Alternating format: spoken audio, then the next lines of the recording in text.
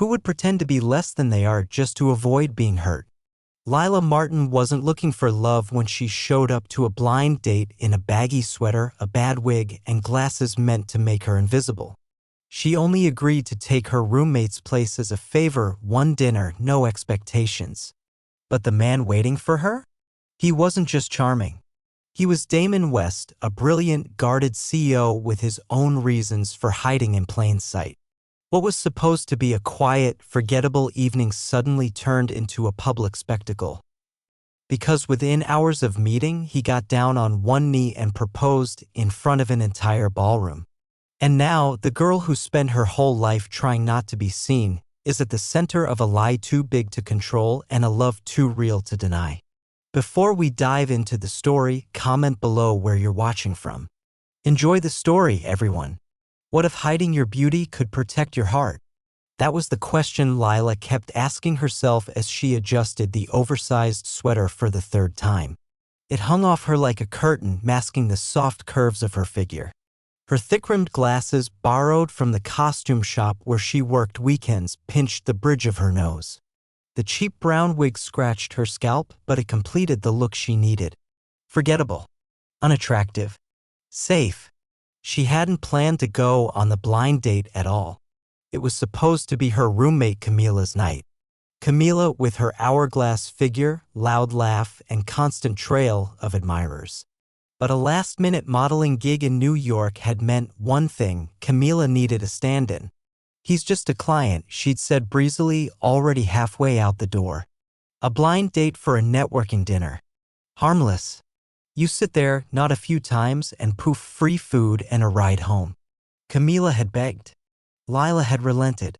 And now here she was, sweating through layers of discount fabric in the private back room of one of the city's most exclusive restaurants, waiting for a man she hoped would be bored enough to call the whole thing off. The door opened. Lila didn't look up right away. She needed a moment to anchor herself, to remember this wasn't about attraction or romance or potential. This was about not being seen. Not really. Miss, a deep voice said, polite but unsure. She glanced up and felt her stomach twist. He was supposed to be older. Balding. Maybe a bit awkward. But the man standing in front of her had the kind of presence that stopped conversations. Tall, effortlessly stylish, with the kind of face that made you forget what you were about to say. His jawline was sharp, his eyes a clear steel gray. But it was the way he carried himself that gave her pause, calm, in control, as if he didn't need to prove a single thing. Lila froze. He didn't. Hi, he said, offering a hand. I'm Damon. Damon West. She took it cautiously, her fingers vanishing in his firm grip. Lila, she replied, trying to deepen her voice. Nice to meet you. He smiled slightly. Is Camila not coming? Panic flashed in her chest. She, couldn't make it. Asked me to come instead. I see. He tilted his head, studying her face. And you agreed? Well, someone had to eat the appetizer platter. He laughed, and the sound made her cheeks warm. Damn. He was even more magnetic in motion. They sat down. The waiter poured wine, listed specials. Damon ordered for them both, effortlessly, truffle risotto, seared scallops, some kind of imported salad she'd never heard of. Lila mumbled thanks and stared at the flickering candle between them like it held answers. Do you always wear disguises on first dates? He asked, voice light but curious. Her heart stopped. Excuse me. The wig. The glasses. The oversized sweater. Either you're in witness protection or you're trying really hard not to be noticed. She blinked. Wow. That's observant. I'm in mergers and acquisitions, he said with a half shrug. Details matter. She smiled tightly. And maybe I just don't want to be liked for how I look. Or maybe, he said, leaning in slightly, you're afraid that if someone saw the real you, they might actually fall. The air between them changed. It wasn't flirtation. Not exactly. It was sharper than that. Like he was challenging her without raising his voice. Lila looked down at her plate. She needed to redirect. So, what do you do when you're not giving strangers psychological assessments over dinner? He paused. I run a company. She nodded.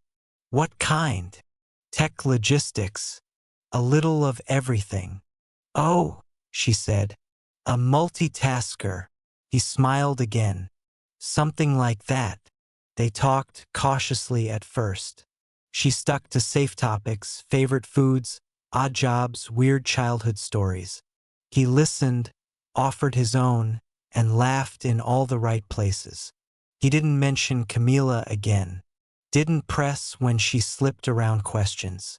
But his eyes never left hers for long. By dessert, she had almost forgotten what she looked like. Almost. Then the maitre d' entered and whispered something to Damon. He stood, offering Lila a hand again.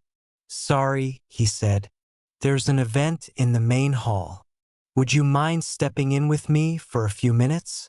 It's a bit of a thing. She hesitated. What kind of thing? He hesitated. A fundraiser. My company's involved. And it would look better if I wasn't alone. Oh no. Lila's blood ran cold. I really don't think. Just 5 minutes, he said softly. Then we'll leave. I promise. She didn't know why she said yes. Maybe it was the way he looked at her, like she was someone worth showing off. Or maybe it was because no one had ever looked at her like that before. She followed him out of the room and into a ballroom bursting with light and movement. Chandeliers glittered overhead. Photographers snapped flashes near a velvet rope. People in gowns and tuxedos floated past with champagne and polished grins. Lila shrank against Damon's arm, suddenly hyper-aware of every inch of her costume. He didn't flinch. Just stay close, he murmured. They barely made it 10 feet before someone called his name. A group of suited executives turned, eyes flicking toward Lila. She tried to disappear, but Damon didn't let go. In fact, he did something much worse. He stepped onto the low stage near the front, pulling her gently with him. The room quieted. And then, before she could move, speak, breathe, he dropped to one knee. Gasps, flashes, laughter, shock. She stared down at him, completely frozen. He pulled something from his pocket, a ring, and said, loud enough for everyone to hear. She said she didn't want to be seen, but I've never seen anyone more clearly in my life. Lila's world tilted. What was he doing? He turned to her, voice low now. You don't have to say yes. Just smile. Pretend. Help me with this and we'll both walk away clean. She stared at him. The crowd stared at her. And her heart, the one she tried to protect with a wig and glasses, beat once, hard. She smiled and nodded. Cameras exploded around them, and the lie, once small and private, was now public and irreversible. The moment the cameras stopped flashing, Lila could finally breathe again, but only just.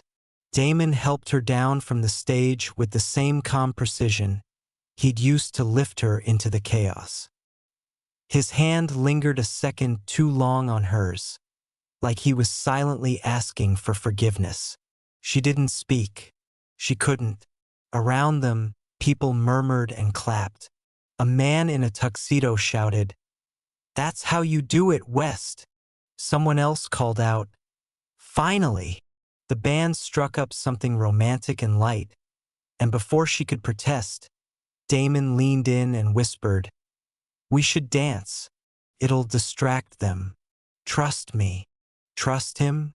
The man who just staged a fake proposal in front of 100 people? But she nodded anyway. What else could she do? He led her to the dance floor, where couples were already swaying under the gold-dusted chandeliers. He didn't touch her waist right away, just held her hand lightly, letting the music settle the tension between them. "I didn't plan that," he said quietly. "You don't say." He winced. "I mean it. I was just trying to make a point." Then everyone started watching, and I panicked. So your first instinct was to propose marriage? To be fair, he said, eyes flicking down to her. I've made worse business decisions.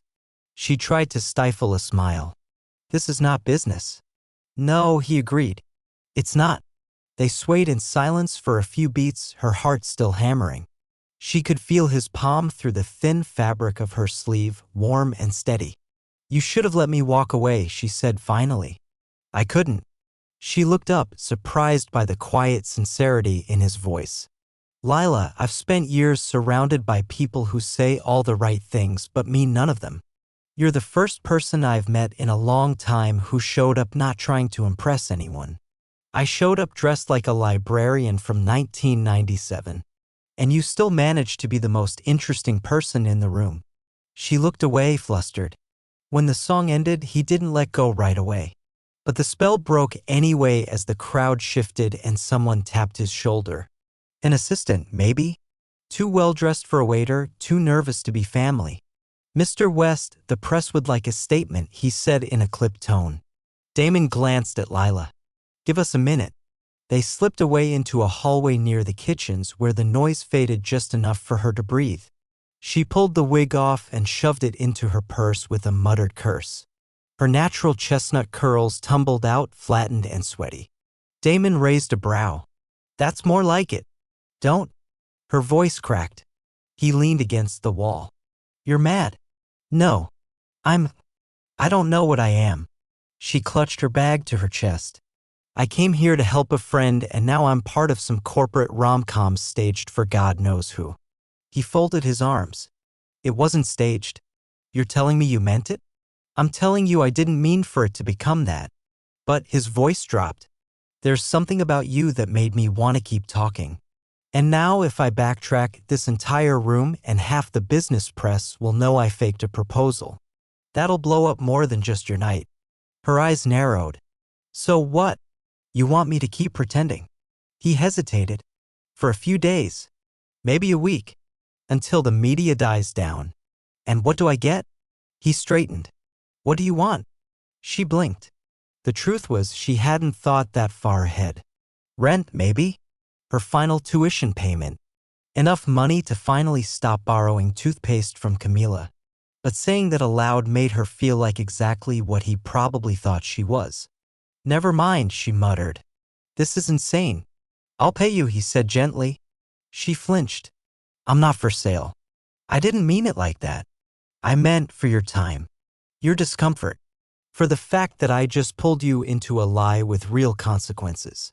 She stared at him. Why me, Damon? You could have chosen anyone. Because you didn't choose me. That silenced her. He rubbed the back of his neck. Look, I understand if you want out. But if you'll help me keep this story going for a few days, I'll make it worth your while. Publicly, we're engaged. Privately, we set the rules. No pressure, no pretending beyond what's necessary. Just a clean exit once it's safe. She was quiet. Then, no kissing. He smirked. Understood. No sleeping over. No interviews. No social media. Got it. And you don't get to ask about the wig. Done. A pause. Then she sighed. 1 week. He offered his hand again. 1 week. They shook on it and somehow it felt like more than a deal. It felt like the beginning of something neither of them knew how to name.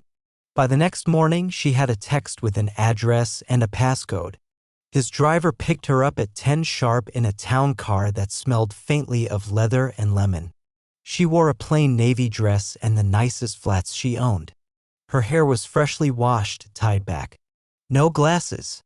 No disguise. When she stepped into the marble lobby of his building, the receptionist smiled. Ms. Martin, he's expecting you. He lived on the top floor. Of course he did. The elevator opened into the apartment itself, not a hallway, not a vestibule.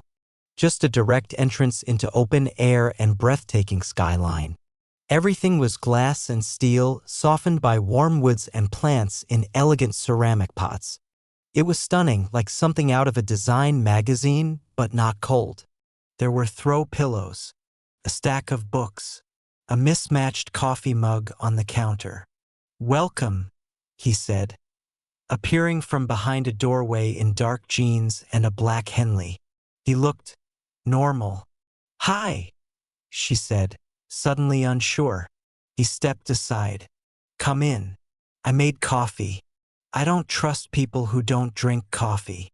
She laughed despite herself. "Then I guess I'm safe." They sat on the balcony, nursing mugs while the city breathed below them. It should have been awkward, but it wasn't. Not exactly. "So," she said finally, "do your fake fiancés always get the full tour?" He gave her a sidelong glance. "Just the real ones." She rolled her eyes. "Cute." He turned serious. "I know this is weird. I know it started wrong. But if we're going to survive the week, maybe we don't have to pretend so hard when it's just us." She looked at him. The wind caught his hair, mussed it just a little. For a second, he didn't look like a millionaire or a CEO or a man who just blindsided her life. He just looked human. "Okay," she said softly. "No pretending." The week didn't go as either of them expected.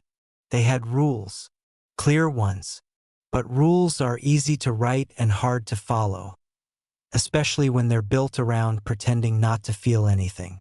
By the second day, she was in headlines. "Who is Damon West's mystery fiancé? From nowhere to billionaire." The engagement no one saw coming. Sources say it's real, but is she? Lila wanted to crawl into a hole. Damon wanted her to stay calm. And somehow, despite her protests, she ended up in a borrowed dress at a press brunch that looked more like a photo shoot than a meal. He stayed close, his hand on her back, his voice a steady reassurance in her ear. "Smile once every 10 seconds. Let them talk. You don't need to say a word." She followed his lead, until someone asked where they met. Lila froze. Damon stepped in seamlessly. "A bookstore," he said smoothly. She was reading upside down. "I couldn't stop staring." The table laughed. Lila blushed because the lie sounded too good, too practiced, too real. And that night, when they got back to his apartment, she turned on him. "I don't like lying." He raised an eyebrow. "You showed up in a disguise. That was protection. And this isn't?" She looked away. "I'm not like you." He stepped closer. "No, you're better." The words hit her somewhere soft. She didn't reply. They spent the next day apart. It helped, a little. She needed space to remember who she was, what she was doing. But she still checked her phone more than she meant to. By evening, he texted, "Dinner? Just us. No cameras. No pretending." She almost said no. But instead, she stood in front of her closet for 20 minutes, chose a soft sweater and jeans, and tied her hair back in a braid. When she arrived, he was barefoot in the kitchen, sleeves rolled, a single saucepan steaming on the stove. "Risotto," he said, "kind of a running theme. You cook now. Don't sound so surprised." They ate on the balcony, knees knocking gently under the table. This time, they talked about things that didn't matter. Bad airport food, songs that made them cry, whether cats or dogs were more emotionally stable. She laughed. He did too. Afterward, they sat on the couch watching some indie movie neither of them really paid attention to. And when she leaned her head against his shoulder, he didn't move away. She didn't either. He kissed her, softly, like asking a question, and she kissed him back, like answering. The line between real and pretend blurred into nothing. She slept there that night, on the couch, curled under a blanket he insisted was the coziest on the West Coast. He didn't ask her to share his bed, didn't make a move, just watched her from the hallway and whispered, "Good night, Lila, like it mattered. She barely slept. Not from discomfort, from fear. Because for the first time in years, her heart was doing something dangerous. It was believing. By the fifth day, her life was a paradox. Fake engagement, real connection, constant whispers in the press, but quiet moments that felt like home. Then came the gala. It was a major corporate event, black tie, televised, unavoidable. Damon needed to be there. And so, by extension, did she. He offered her a choice: you don't have to come. She said yes anyway. They arrived hand in hand. Cameras flared. He wore a charcoal tux that made him look like a movie star. She wore a soft gold gown loaned by his stylist, and for the first time, she didn't try to hide. Someone introduced them from the stage. The soon-to-be Mr. and Mrs. West. Applause. Lila smiled. She was getting better at smiling. But halfway through the evening, her phone buzzed. Blocked number. One message. Does he know the truth yet? Smiley face. Her stomach dropped. She didn't reply. The second message came 10 minutes later. If not, he will? Stay tuned. See. Camila. Of course. She slipped away into the hallway, heart racing. Damon found her there minutes later. You okay? She looked up at him, unsure whether to lie again. He stepped closer. You don't have to say anything. Just let me in a little. She swallowed. You're not going to like it. Try me. She hesitated. I wasn't supposed to be on that date. He blinked. What? I was a stand-in. Camila asked me to go. You were never meant to meet me. Silence. I wore a disguise to make sure you didn't like me, she added, voice small. I thought it'd be easier. He stepped back, hands falling to his sides. So it was all fake? No, she grabbed his arm. Not this. Not what happened after. Not the dinners, not the couch, not you. He didn't say anything. I was trying to protect myself, she whispered. But you made me want more. He looked at her for a long time. Then, we'll talk later. He turned away, and this time she didn't follow. That night, she went home. Not to his place. Hers.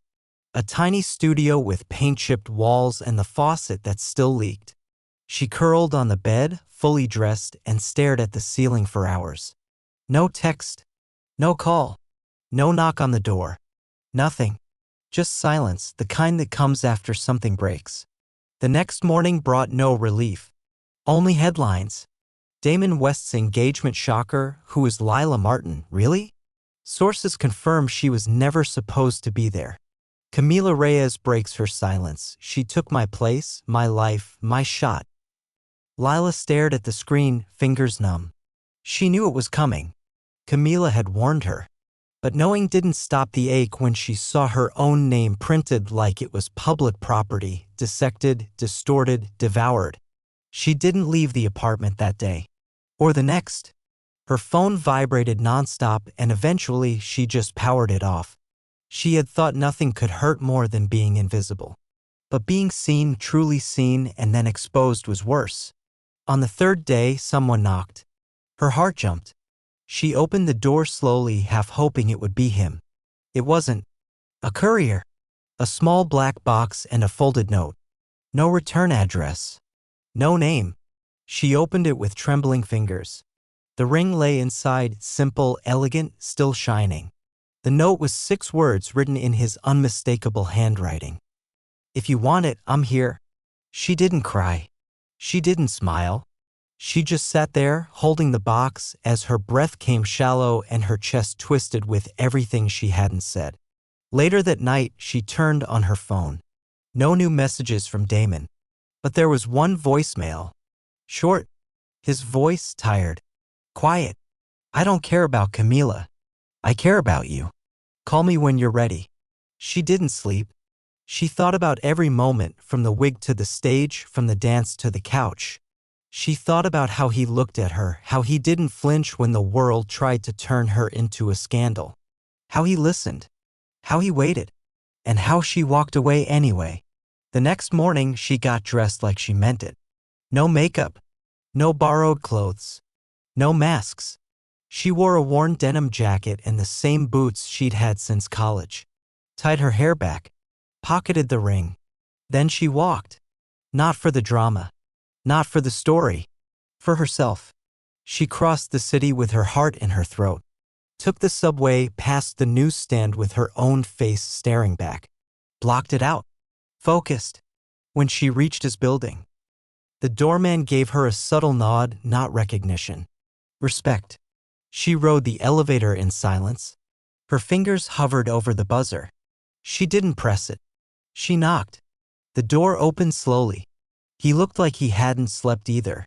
His jaw was scruffy, his eyes tired, his sweater creased like he'd pulled it from the floor. But when he saw her, he stilled, like a storm breaking. "Hi," she whispered. He didn't speak, just stepped aside. She walked in. Everything was as she remembered. The quiet, the light, the faint scent of coffee and cedar. But something had shifted. Not the room. Him. "I got your note," she said. He nodded once. "I meant it." She took a breath. "I wasn't ready to be known. To be chosen. So I ran." His eyes flicked to her face. "Why?" "Because I've never trusted good things to stay. Especially not when they start with lies." He moved closer. "You think this was just a lie?" "No," she said. "That's why it scared me." She pulled the ring from her pocket and held it between them. "I'm not the girl in the headlines. I'm not Camila's replacement. I'm not polished or perfect. I'm just me. That's all I ever wanted." She exhaled a slow, shaking breath and slid the ring onto her finger. This time, it didn't feel like a mask. It felt like a decision. He reached for her, not with hunger, not with desperation, but with the kind of tenderness that only comes when someone truly sees you. She let him. He kissed her once, gently, reverently, and everything unsaid settled into silence between them. Not unfinished. Complete. They didn't make a public statement. No retractions. No press conferences. The story burned hot, then burned out. Camila tried once more, a podcast appearance, a tearful apology with barbed undertones. But the world had moved on. Because Damon never flinched. And Lila never hit again. She moved into a small apartment 2 blocks from his. Got a job designing covers for indie authors. Not glamorous, not headline-worthy, but hers. They met for breakfast most mornings. Sometimes at her place. Sometimes at his. Sometimes in the alley between them with coffee and sarcasm. They didn't call each other fiancé anymore. Not yet. But they didn't need to. What they had was real, and that was louder than any diamond. Spring came quietly. No fanfare. No announcements. Just soft mornings and open windows, the scent of rain on pavement, the sound of coffee brewing, and someone humming off-key in the kitchen. Lila had started leaving her shoes by his door without thinking. He'd bought a second toothbrush without asking. The lines between their apartments blurred, like everything else in their story. It wasn't official, it just became. One Sunday afternoon, she danced barefoot on the hardwood floor, swaying to a terrible 90s pop song while flipping pancakes. Her hair was a mess, her face bare, her sweater stolen from his closet. He leaned against the counter, arms crossed, just watching. "Don't say it," she warned, catching his smirk. "I wasn't going to say anything.